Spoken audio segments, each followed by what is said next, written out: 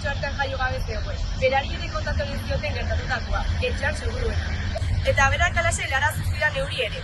Berak gertutik bizi izan balu bezala. Kandutoren heriotzaren berri jasotzen zuen akta ere antzen zuen. Baina datu batek harritu ninduen. Aitona Kanuto eta Enparauak ez ziren hil Ondarroako badian, Santanderren aldean baizik. Baina Kanuto eta Ignacio Babiolaren heriotzen adibide bidean jobaldi zenean, bake epaitegira desuztukoa hartu duen. Paperak prest zituen markak. Garaiko kroniketan begeratu nuen gero, eta antzea da paperak ez zeudela hauke.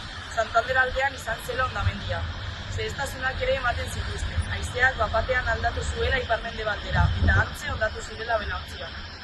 28 lagun hil ziren guztira 1908ko uztailaren 12 hartan.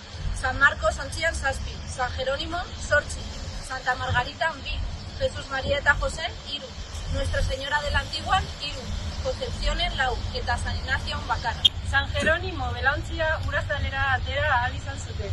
Joaquín de Bustamante vaporea ibili zen bazteraiek miatzen, eta lase eriren zuen.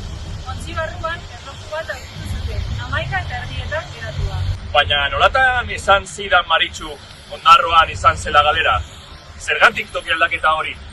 Horren handia izan zen tragedia, ezen ura gogoratzean heriotzaren tokia ere aldatu egin zuten. Urreretu egin zuten, Santanderretik Ondarroara. Oroimenak gerturatu egin